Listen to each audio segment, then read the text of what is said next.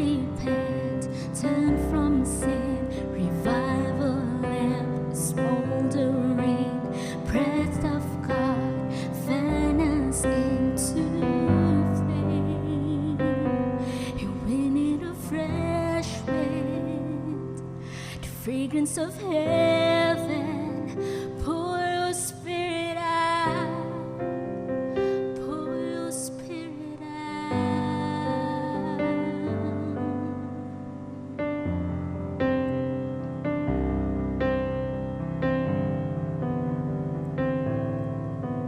For hearts that burn with holy fear, purified faith indeed, refiner's fire strengthens what remains.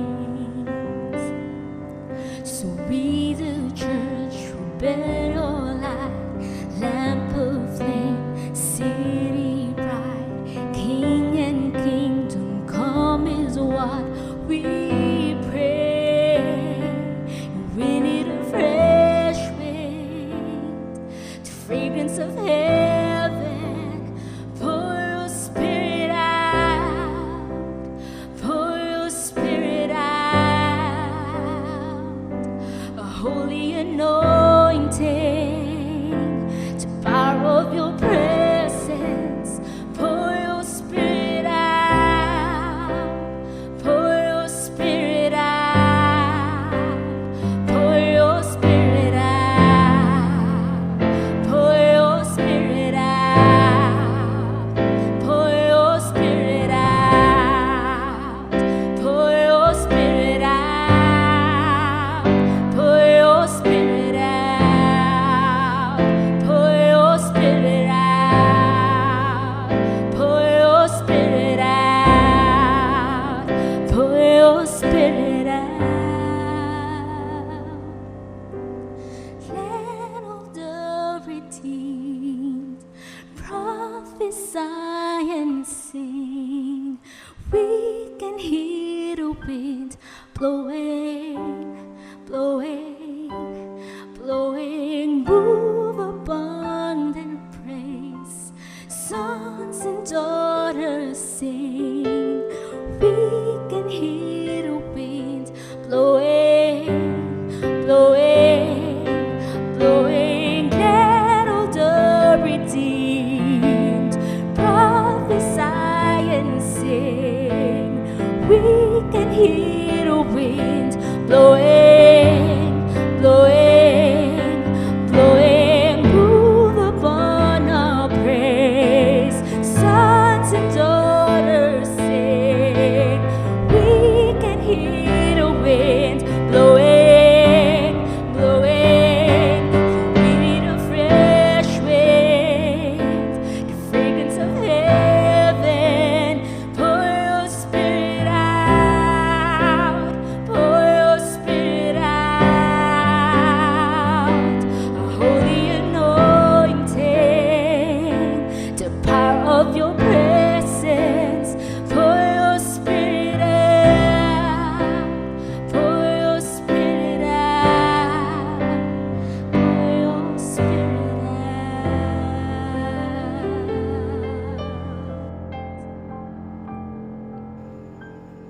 Pinakahuling bahagi ng ating prayer meeting, itong session na ito. Itong anointing with the Holy Spirit. Pagkaraan ng aking exhortation, magkakaroon tayo ng ministry ng anointing ng Holy Spirit sa bawat isang nasa online worship o online prayer meeting rather. At hiniling ko na maging prayerfully na mag-expect tayo dito sa pagkakaloob ng Diyos ng anointing sa atin. Nais kong magpaalala ng ilang bagay tungkol sa anointing with the Holy Spirit. Nais kong ipaalala yung ilang bagay tungkol sa buhay ni Jesus Christ. Doon sa aklat ng Acts 10:38, how God anointed Jesus of Nazareth with the Holy Spirit and power, and how He went around doing good and healing all who were under the power of the devil, because God was with Him. So dito tinatatag na ang anointing na ibinigay ng Diyos kay Jesus Christ ay Holy Spirit and power. Ngayon, pansinin ninyo na una muna yung anointing bago yung ministry, bago yung pagiging fruitful, bago yung pagmumultiply. Ngayon, alam din natin na kay Jesus Christ, bago niya ginawa yung kanyang ministry, ang unang makikita natin na naganap sa kanya nung siya mabautismo ni John the Baptist habang siya nagpipray. Nabuksan din ang langit at bumaba sa kanya yung Espiritu Santo sa anyong kalapati. So siya pinuspos ng Ama ng Holy Spirit at binanggit, itinatag, ikaw yung minamahal kong anak, lubos kitang kinalulugdan. So itong kaloob na Holy Spirit ang ini-establish nito, ang itinatatag nito, pagiging anak ng Diyos. Ikaw yung minamahal kong anak. Nalubos kitang kinalulugdan at inyong makikita na pagkaraan ng katiyakan ni Jesus Christ na siya ay may anointing at pagkatapos ay meron siyang katiyakan na siya anak ng Diyos, siya nagsimula na sa ministry. Ang sabi, magtatlumpung taon na si Jesus na siya magsimulang mag-ministry. Kaya lamang alam din natin na pagkaraan ng baptism ng Holy Spirit kay Jesus Christ, ang kasunod nito, testing. Ang kasunod nito, temptation mula doon sa kingdom of darkness, sa pamagitan ni Satanas. At nagtagumpay si Jesus Christ laban doon, saka lamang nagsimula yung kanyang ministry. Ngayon, binanggit ko ito upang itatag din na ang Panginoong Hesukristo ay nagbuo rin ng kanyang team. Yung 12 niya. Bagamat yung isa nawala, si Judas Iscariote. Pero kanyang binanggit dito sa 12 ito na magsimula rin sila sa ministry, sa anointing. Kanyang pinagbilinan sila doon sa aklat ng Acts chapter 1, 4-5. Alam naman natin ito. Samantalang siya kasama pa nila, pinagbilinan sila ni Jesus, huwag muna kayong aalis sa Jerusalem. Ayan, bakit binanggit ito ni Jesus Christ? Sapagkat merong command, go and preach the gospel and make disciples of all nations and teach them to obey all things I have commanded you. Pero binanggit ng Panginoon, huwag muna kayong magsisimula, huwag muna kayong aalis. Sa halip, hintayin nyo roon ang ipinangako ng Ama na sinabi ko na sa inyo, si Juan ay nagbautismo sa tubig, ngunit di na magtatagal at bobotismohan kayo sa Espiritu Santo.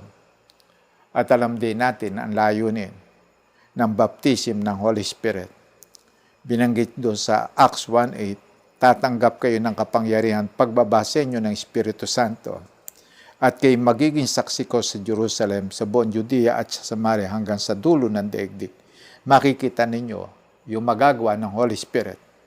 Ang sabi, tatanggap kayo ng kapangyarihan. Kailan pagbaba ng Holy Spirit sa kanila. At anong magaganap? Magiging witness ni Jesus Christ. Saan? Ang sabi ay magsisimula sa Jerusalem, sa buong Judea, Samaria, hanggang sa dulo ng daigdig. Makikita nyo ba? Yung magaganap na taglay na kapangyarihan ng mga alagad. Ani kapangyarihan, madadalan nila yung gospel ni Jesus Christ sa kabuuan ng daigdig. Kapag tininan, iilan lang sila, 12 lang sila, pero gayon pa man, ay ipinahayag na ni Jesus Christ yung magaganap pagka bumaba ang Holy Spirit. Yung idea, paano ito mapapangyari, inilagay na sa isipan ng Panginoon yung gumawa kayo ng alagad at gagawa ng alagad hanggang sa makarating sa iba't ibang dako ang mga alagad. At sa gayon, makakaabot sa dulo ng daigdig ang kanyang mga alagad. Ngayon, ano yung ginawa ng mga alagad nung pangakuan sila ng Panginoon? Alam din natin, sila nag-pray. Marathon prayer. Hindi 3 days na prayer lamang. Iti between 9 to 10 days na prayer time. Sunod-sunod, walang tigil, araw-araw. Nagbabad sila doon sa presensya ng Diyos. At habang sila nagbababad sa presensya ng Diyos, na-imagine nyo ba, day 1, yung struggle nila sa prayer, maring hindi pa sila sanay ng prolong na prayer. Pero bakit? Si Peter ba sanay sa prolonged na prayer? Hindi pa. Imagine nyo ba si Peter kagagaling doon sa panahon na isinama siya ni Jesus Christ sa prayer meeting at pinabi sa kanya, hindi ka ba makapag-pray kahit at least 1 hour? Ano ginawa ni Peter? Nakatulog. So makikita ninyo yung struggle nila sa first day na sila magpipray. Pero nabuo na sa kanilang isipan sila magpipray at magpipray. Bakit? May binitawang pangako ang Diyos. Seryoso ba ang Diyos dun sa kanyang pangako? Seryoso ang Diyos. Ang mga alagad ba'y seryoso rin matanggap yung anointing? Seryoso rin sila. Bakit? Sapagkat very serious yung kanilang commission.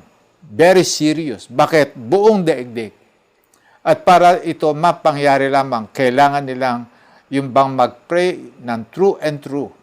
No? Tuloy-tuloy sila nag-pray. Saan ang galing yung kakayanan na yan mag-pray ng true and true?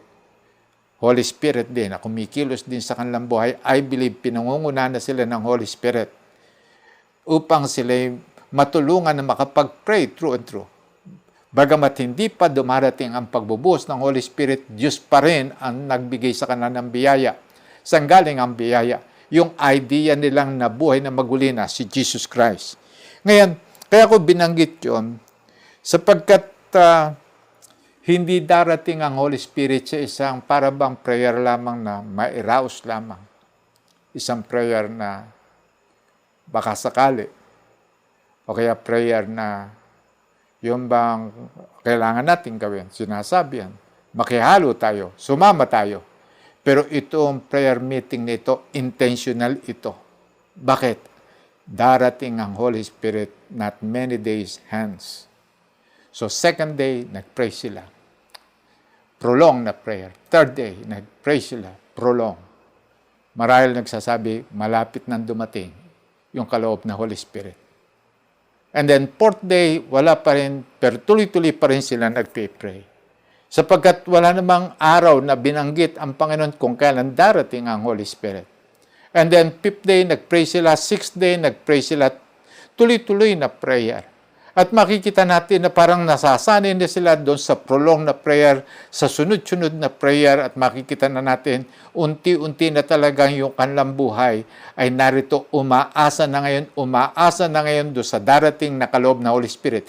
6th day, 7th day, talagang palalim ng palalim at talagang andun na talaga sa kanilang matinding pagnanais na dumating ni Holy Spirit. Sana ilalagay yung condition na yun doon sa kanilang prayer. Ngayon, pagka inyong pinansin, maging dito sa 3 days prayer and fasting nito, yung bang tuloy-tuloy, sa karanasan ko rin dito sa 3 days na prayer and fasting, yung talagang nag-prolong na prayer, makikita niyo ang bilis talaga na siya mapuspos ng Holy Spirit. Bakit? Talagang sa katagalan niyang nagpipray, naihanda na ng Diyos ang kanyang puso na tanggapin yung pangako. Bakit? Yung pangako kasi dumarating by faith. Nakita niyo ba yung bang pagdating ng 9th day na yon, and doon na yung expectation, darating na yung Holy Spirit, darating na yung Holy Spirit. Malapit na ito. Bakit? Nakaraan na yung 6 na araw, nakaraan na yung 7 araw, nakaraan na yung 8 araw, palapit na tayo ng palapit doon sa pagdating ng Holy Spirit. At totoo nga, bumaba ang Holy Spirit nung sila nagkakatipon doon sa Day of Pentecost. Ito yung Day of Pentecost, ito yung panahon ng harvest. Yung Day of Pentecost, ito yung panahon ng harvest doon sa natural. Ginamit din ito ng Panginoon na panahon ng harvest of souls. Bakit? Sapagkat that day bumuhos ang Holy Spirit at nag-preach si Peter. And then, yung power, yung anointing ng Holy Spirit, hindi talaga kayang maipaliwanag. Bakit? Yung lahat na nakikinig ay para bang yung bang isip, puso nila, yung kanilang buong pagkatao, daman-daman nila yung kilos ng Holy Spirit na nagkukumbik sa kanila na sila magsisi sa kanilang lahat na kasalanan at magbalik loob sa Panginoon. And that very day, alam niyo, tumanggap sa Panginoong Jesucristo, 3,000 tao. Kaya Day of Pentecost, Day of Harvest of Soul. day of harvest. So may tatatag din natin na kapag bumaba ang Holy Spirit o kaya nagkaroon ng re-anointing tayo ng Holy Spirit, magiging day of harvest din sa atin. Magiging fruitful tayo at dadami magagawa natin sa Kingdom of God. Ngayon, alam ninyo, nung mag-preach si Peter, makikita natin 3,000 tao ang tumanggap sa Panginoong Jesucristo. Silang lahat ay napuspos ng Holy Spirit. Ngayon, meron tayong mapapansin na from that day on, maging sila Peter at yung 11 alagad, priority na nila ang prayer. Priority na nila ang prayer. Sabi nga sa Acts 6:4, binanggit dito ni Peter, and will give our attention to prayer and the ministry of the word. Nakita na natin yung pagbabago ni Peter. Dati, siya natutulog sa panahon ng prayer meeting. Ngayon, siya na ngayon ang nangunguna at kanyang itinatatag ang halaga ng prayer. So makikita niyo yung isang palatandaan talaga ng kapuspusan ng Holy Spirit, itinatatag ang kahalagahan ng prayer. More prayer. More prayer. Keep on praying. Pray without ceasing. Alam niyo, yan ang karaniwan nilang binabanggit nung panahong iyon. Ang sabi, we'll give our attention saan? To prayer and the ministry of the word. Una muna prayer, saka lamang ang ministry. Ano una? Prayer muna bago ang ministry. Hindi natin pwedeng unahin ministry muna at pagkatapos pag may trouble, magpipray. Hindi gayon. Prayer muna bago ang ministry. Ito yung kilos ng Holy Spirit. Ito rin yung uri ng buhay na merong anointing. Prayer muna, then ministry of the word. Ngayon, pagka ating pinansin, nung pumili sila ng mga taong mamamahala sa pagdidistribute ng pagkain, isa sa napili si Stephen, binanggit, a man full of faith and of the Holy Spirit. At pagkatapos ng binanggit doon sa aklat ng Acts 6:7-8, so binanggit dito, so the word of God spread, the number of disciples in Jerusalem increased rapidly, and a large number of priests became obedient to the faith. Now Stephen, a man full of God's grace and power, performed great wonders and signs among the people. So makikita lang natin na ang bilis ng pagdami ng mga harvest ng panahon nila. Bakit? May anointing ng Holy Spirit. Ngayon, ito rin yung maitatatag sa atin ng Panginoon sa ating panahon. So magpipray tayo ng anointing ng Holy Spirit. Alam na natin ito.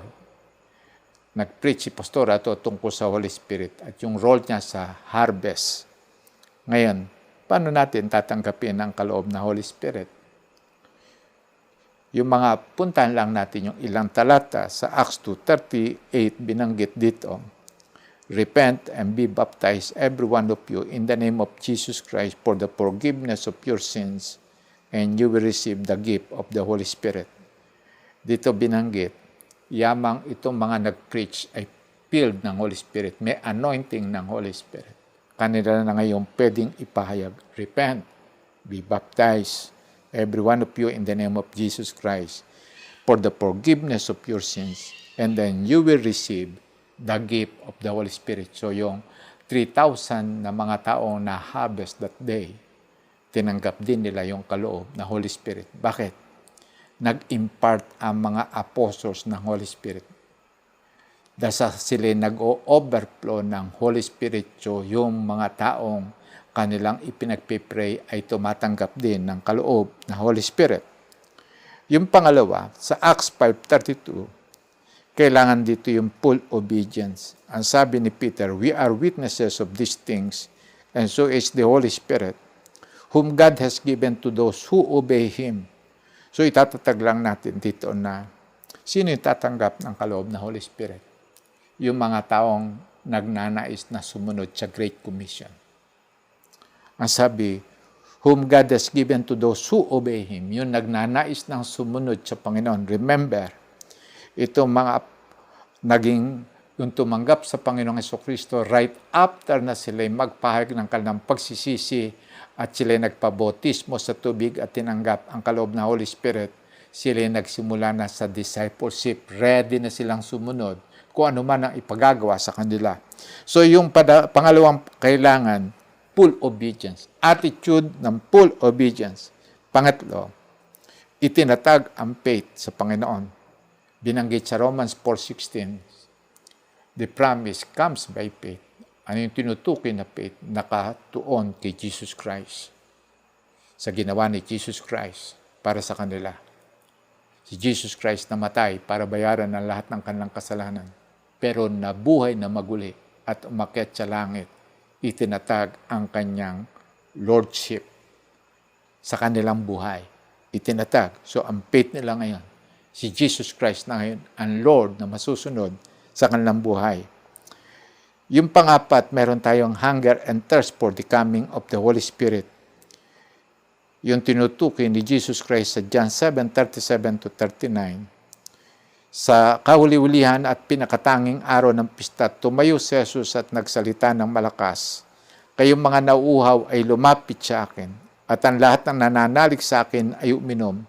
Sapagkat sinasabi sa kasulatan, mula sa puso ng nananalig sa akin ay dadaloy ang tubig na nagbibigay buhay.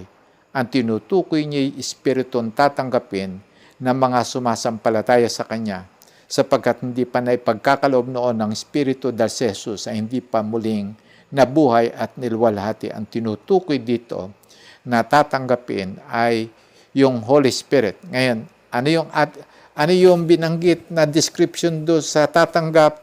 Meron talagang pagkauhaw. Ano yung tinutukoy na pagkauhaw? Kailangan niya. Gustong-gusto niya. Nais niya itong mapangyari. Narinig niyo yung testimony kong binanggit sa isang young people. Nasa isa kaming crusade noon. No? Nasa isa kaming crusade noon. At ninanais niya itong anointing ng Holy Spirit. No? So binanggit, ipag-pray mo. Kaya lamang sa tindi ng kanyang pagnanais, siya nag-prayer and fasting for 3 days.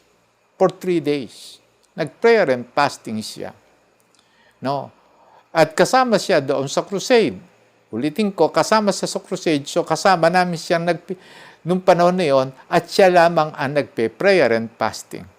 On that third day, na siya nananalangin, magbe-break na siya ng fasting on that third day. Narinig namin, nag-speaking in tongues siya. Pinuspos siya ng Holy Spirit. Tinanggap niya yung anointing. At naging very powerful witness siya. Pero hindi lamang siya yung tumanggap talaga ng kaloob na Holy Spirit noon. Kundi yung isa pa rin na kapatiran, nakasama rin doon sa crusade namin noon, na dahil sa kanyang matinding pagnanais na maranasan yung anointing, pinuspos din siya ng Holy Spirit. Ito yung tinutukoy na talagang uhaw na uhaw, nagnanais na maranasan ito. Talagang gustong-gusto niya anointing. Bakit? Gusto niya maging very powerful sa kanyang ministry, doon sa kanyang pakikibahagi, doon sa crusade. At totoo nga, no? Yung panglima, as in prayer. Hihilingin natin itong anointing na ito. Ngayon, ang sabi sa Luke 11:13, if you then, though you are evil, know how to give good gifts to your children, how much more will your Father in heaven give the Holy Spirit to those who ask Him? Ngayon, ang sabi rito, ang isang good gift ng Diyos sa atin, Holy Spirit. At ang sabi, ibibigay ito ng Diyos sa sino mang hihingi. At sa panahon ng paghingi, dapat present ang alin? True repentance, full obedience, and dun yung ating faith, at andun din yung ating pagkauhaw dito sa anointing na ito. And dun lahat yung mga bagay na yun. At kung ititagle mo ngayon, nalinis na ba ng dugo ng Panginoong Jesucristo ang buhay mo? Ipalinis mo ngayon. Itinatag mo na ba na ikaw ipagagamit sa Diyos sa panahong ito? Ipagagamit mo ba sa Diyos ang iyong buhay? Susunod ka ba sa Kanyang lahat na ipagagawa sa iyo? Itatag mo yan. And then, naisin mong mabuti itong kaloob na Holy Spirit. Sa ating altar call, yung iba sa atin re-anointing. Tinanggap na natin yung anointing ng Holy Spirit noon. At ay buong siglang naglingkod. At buong tapang nating ipinapahayag ang salita ng Panginoon. And doon talagang maliwanag na maliwanag sa atin ang vision. Kaya lamang may dumaan na mga pagsubok sa ating buhay. May nalagas doon sa ating inaalagaan. Merong mga tao na kapag pabaya at tayo'y na-discourage. At nung tayo ma-discourage, iba na ngayon yung ating sitwasyon. Bakit na-discourage? Kailangan na natin ng re-anointing. Kailangan natin ng re-anointing.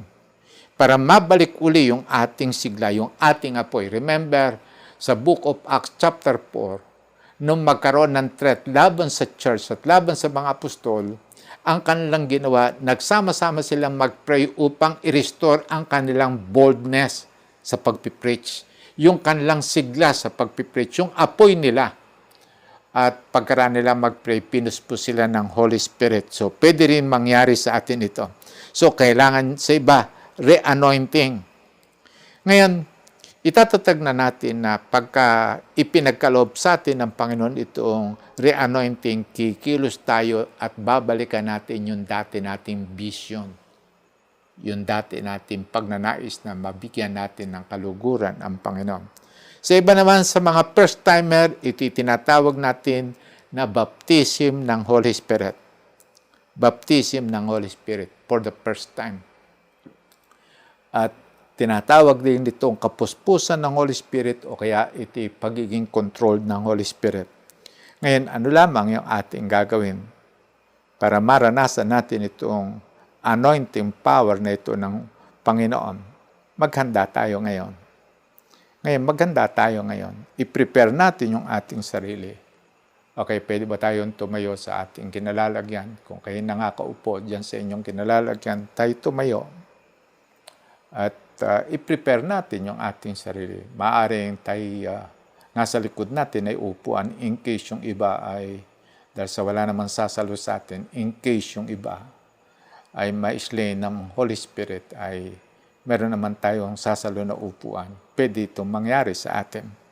Pero ano yung ating gagawin lamang? Tayo magyuyuko ng ating ulo.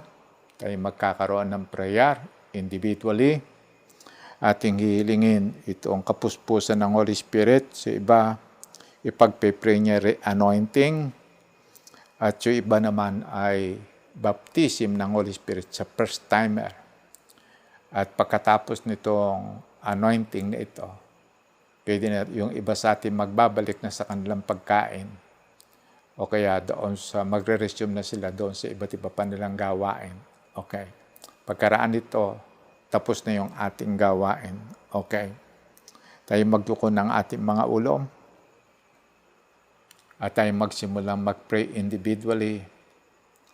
Kung meron tayong dapat na i-confess na kasalanan, i-confess natin. Kung meron tayong kalikuan at kasama ang nagawa, i-confess natin. Kung merong ikinukumbik sa atin na karumian ng Holy Spirit, atin ding ipahayag ito. Ipalinis natin sa Panginoon yung ating buhay ngayon. At kung hindi pa na isusurrender ng 100% ang iyong buhay, isurrender mo ang iyong buhay. At iyong ipahayag sa Panginoon, narito po ako, Panginoon. Ipagagamit ko sa iyo ang aking buong pagkatao, yung aking buhay. Susunod po ako sa inyo sa lahat ng araw na aking buhay. Tatalikuran ko ang anumang bagay na makakapigil sa pagtupad ko at pagsunod sa iyo pong ipagagawa sa aking buhay. Itatalaga ko ang aking buhay ngayon, Panginoon. Okay. Let's begin in prayer, individual prayer, and then aking magpipray for anointing after few minutes. Okay. Individually, magkaroon tayo ng prayer. Begin, come on.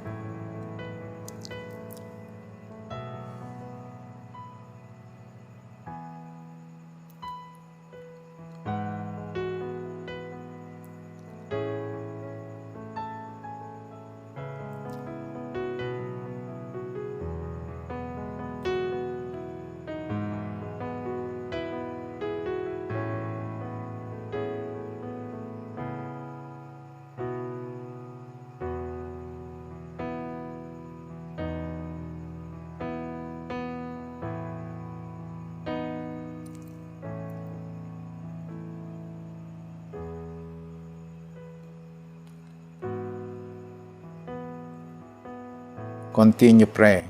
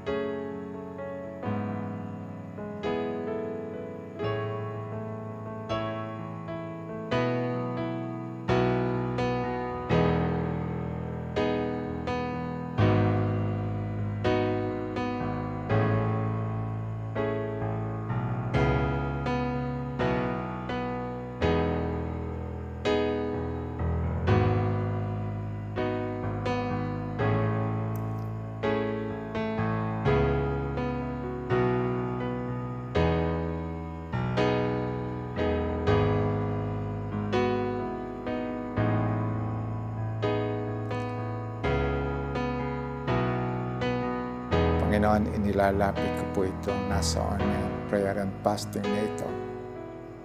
Amin pong hinihili na puspusin niyo sila ng banal na Espiritu Santo sa ngayon. Iba, Panginoon, ay refilling ng Holy Spirit.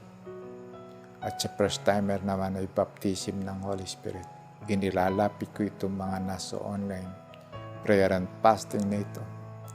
Inyo pong ipagkaloob yung kanila pong kahilingan na sila puspusin ninyo ng banal na Espiritu at siyangkapan sila ng kapangyarihan ng Diyos upang magawa niyo silang makapangyarihan sa pagsasalita, sa paggawa ng mga milagro at kababalaghan, sa pagkukumbikto sa mga taong kanilang pinapahayagan ng iyong salita upang magsipagsisit, magbalik loob sa inyo.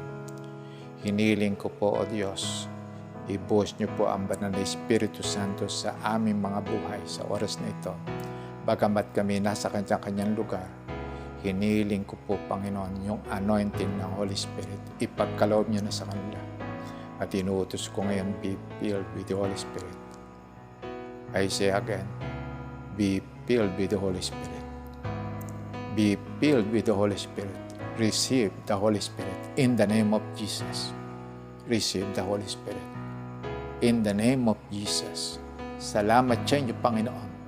Salamat po sa iyo pong pagkilos dito sa mga nasa online prayer meeting na ito. Salamat po doon sa banibagong anointing na iyo po pinagkaloob sa amin. Pinatigilan niyo po kami, pinatibay niyo po kami. At salamat din po sa inyo, Panginoon.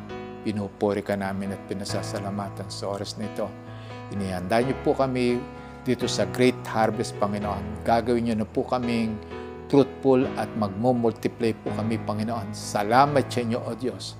Salamat din to sa 3 days na prayer and fasting na ito na iyo pong pinagpala, pinangunahan kami, pinatnubayan niyo po kami, itinatag ninyo yung aming paninindigan dito sa aming pong pangitain at pakikiisa dito sa great harvest ng Panginoon sa panahong ito na nalalapit na yung second coming of Christ. Amin pong ipinagpapasalamat o Panginoon yung bawat isang naging bahagi dito sa 3 days prayer and fasting nito. Ang iyong pagpapalay patuloy pong maranasan nila at patuloy rin nilang maranasan yung kapangyarihan ninyo na gagawa sa kanilang buhay. Pagpalain nyo nga sila, Panginoon. Salamat sa inyo, Panginoon, sa pangalan ni Jesus. Amen. Pagpalain tayong lahat ng Panginoon. At tayo pwede na tayong mag-break. Pwede na natin gawin yung iba't ibang bagay na dapat natin gawin. Ingat lamang sa pagbabalik pagkain yung mga nag 3 days prayer and fasting. Okay, ingat lamang sa pagkain. Okay. Kung ilang araw kayong nag-fasting, gayon din ang bilang ng araw na kayo magbe-break o kaya magbabalik sa pagkain. Okay. Pagpalain kayong lahat ng Panginoon. Praise God.